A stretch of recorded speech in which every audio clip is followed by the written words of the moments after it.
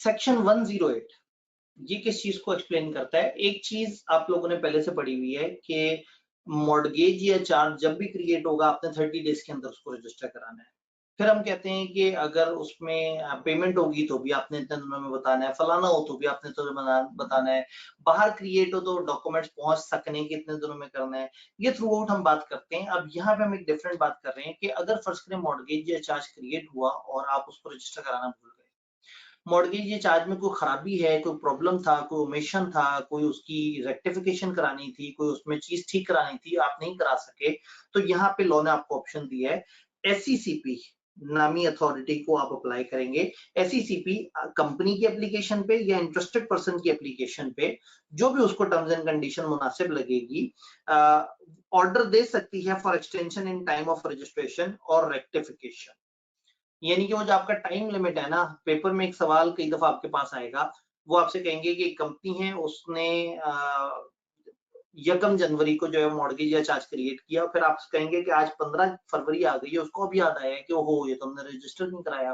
30 दिन भी गुजर गए, तो अब क्या किया जाए? तो रूल ये है कि अब वो रेक्टिफिकेशन की तरफ जाएंगे, अब वो रजिस्ट्रार के पास नहीं जाएंगे, वो एससीसीपी के पास अप्लाई करेंगे, या तो कंपनी अप्लाई करेगी या कोई इंटरेस्टेड पर्सन जिसको उसके रजिस्टर होने से फायदा है, नॉर्मली आपका लेंडर,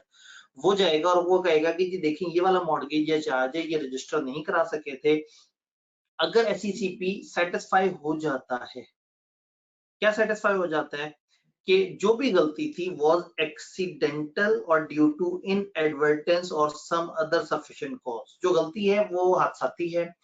ना चाहते हुए है, आपका कोई ऐसा इरादा नहीं था धोखा देने का, कोई ऐसा इरादा नहीं था ना रजिस्टर करने का। यानी अगर एससीसीपी को आप बता दें कि भाई ये आप जरा देख लें, ये थोड़ा सा हमसे गलती हो गई थी, ना चाहते हुए मिस्टेक हो गई थी, हमारा ऐसा इरादा नहीं था। किस चीज में मिस्टेक हो गई थी? ओमिशन टू रजिस्टर मॉर्गेज या चार्ज विद इन 30 डेज, 30 दिन के अंदर अंदर मॉर्गेज या चार्ज रजिस्टर कराने में आपसे गलती हुई, या किसी भी पर्टिकुलर में जो वहां पे डॉक्यूमेंट में चीजें दी हुई होती हैं कि ये प्रॉपर्टी है, इसकी ये वैल्यू है, अगर उनमें से किसी में भी ओमिशन या मिसस्टेटमेंट हुई, तो कहने का मतलब अगर वो मॉर्गेज या चार्ज क्रिएट होने के 30 दिनों में आप रजिस्टर कराना भूल गए,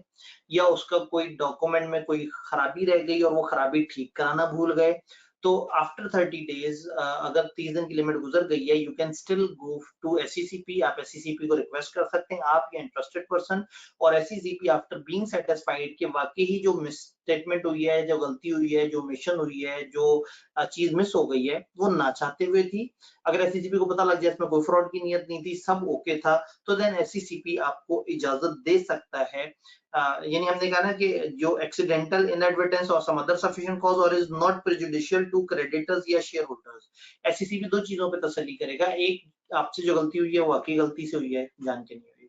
दूसरा वो ये देखिएगा कि ये जो ये गलती है क्या ये शेयर होल्डर्स या क्रेडिटर्स को नुकसान तो नहीं दे रही, क्या इसको क्या ये आप जो जान के अब ऐसा कर रहे हैं, कहीं अब आप रजिस्टर करवा के कहीं उनका कोई नुकसान तो नहीं करना चाह रहे। तो अगर एससीसीपी को सब कुछ ओके हो गया तो देन एससीसीपी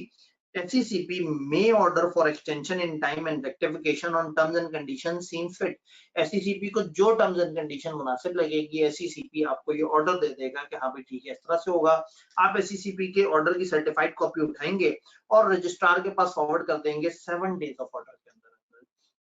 तो जो एससीसीपी का ऑर्डर है रजिस्ट्रार के पास जमा, ये ऐसे ही जैसे कोर्ट से आप ऑर्डर करवाते हैं कई दफा और कोर्ट का ऑर्डर रजिस्ट्रार को जमा कराते हैं। अब आपने एससीसीपी से रिक्वेस्ट की, एससीसीपी ने आपको गुंजाइश दे दी, जा बच्चा 2 महीने तेरे पास हैं, तुम्हें एक्सटेंड कर देते हैं, इस तरह से करके पिछले 1 महीना था नहीं कर सके, चलो 30 दिन की मजीद एक्सटेंशन दे दे, अब आप उतने टाइम में उसको रजिस्टर करा सकते हैं और रजिस्ट्रार को बताएं कि देखिए एससीसीपी ने हमें इजाजत दे दी है, हम लेट हो गए हैं, अब आप ये लेट हुआ हुआ हमारा डॉक्यूमेंट रिसीव कर लें।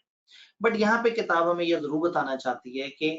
अगर तो इस लेट रजिस्टर होने के कुछ और आफ्टर इफेक्ट्स हुए, कोई और नुकसान हुआ, किसी और जगह कोई मसला हुआ, तो फिर अथॉरिटी जिम्मेदारी नहीं लेंगे। पता लगे कि आप कहेंगे जी मुझे एक्सटेंशन मिल गई थी और एक्सटेंडेड टाइम के बाद, ये ऐसे ही है जैसे आप बिजली का बिल ना पे करें और आपका मीटर कट जाए और उसके बाद आप अप्लाई करें, आपको एक्सटेंशन मिले और एक्सटेंडेड टाइम में आप जाके पेमेंट कर दें, तो आप ये नहीं कहेंगे कि देखो जी मैंने तो एक्सटेंशन लीगल ली थी, मैंने बिल्कुल जायज पेमेंट कर दी, बट मेरे 3 दिन तक बिजली क्यों कटी रही, मैं तो अथॉरिटीज पे केस कर दूंगा। तो अगर लेट रजिस्ट्रेशन का कोई और नुकसान हुआ है, उस दौरान बीच में कोई और मसला हो गया, कोई मसला किसी भी किस्म का, अथॉरिटीज इसकी जिम्मेदारी नहीं लेंगे। तो कह रहे हैं एक्सटेंशन इन टाइम में एक्सटेंशन शैल नॉट प्रेजुडाइज, ये अफेक्ट नहीं करेगी, ये इम्पैक्ट नहीं करेगी किस चीज को, any rights acquired in respect of property concern prior to the time when the mortgage or charge is actually registered। mortgage या चार्ज क्रिएट हुआ था 1 जनवरी को, रजिस्टर आपने कराना था 30 जनवरी को, 30 जनवरी तक आपके पास डेडलाइन थी, और आपने करा दिया 15 फेब को। तो एक्चुअल रजिस्ट्रेशन यहाँ पे हुई है और जो ड्यू हुई थी वो यहाँ पे थी। 30 जनवरी को हो जाना चाहिए था और 15 फरवरी को एक्चुअल में रजिस्ट्रेशन हुई है। तो ड्यू डेट से जब आप एक्सटेंड करके आगे पहुंचे और इस डेट पे एक्चुअल रजिस्ट्रेशन हुई है, तो उससे पीछे पीछे अगर कोई नुकसान आपको नॉन रजिस्ट्रेशन की वजह से हो गया तो वो आपको भुगतना पड़ेगा। एफसीसीपी ने आपको एक्सटेंशन इन टाइम दिया है, लेकिन इस दौरान जो भी नुकसान है, जो भी नफा नुकसान है, वो कंपनी के खाते। एफसीसीपी ने सिर्फ आपको टाइम की गुंजाइश दी थी, आपको किसी और जगह कोई प्रोटेक्शन या कोई ऐसा नहीं कहा था। फॉर एग्जांपल बैंक अगर आपको जुर्माना कर दे कि जी आपने तो टाइम पे रजिस्टर नहीं कराया, तो वो आपका मामला और बैंक का मामला है। अथॉरिटीज उस जुर्माने में या किसी भी और नुकसान में आपको नहीं बचाएंगे। उन्होंने सिर्फ आपको गुंजाइश दी है कि आप थोड़ा सा लेट रजिस्टर हो जाए, हम ये इजाजत देते हैं। तो ये चीज कहलाती है रेक्टिफिकेशन ऑफ रजिस्टर, यानी कि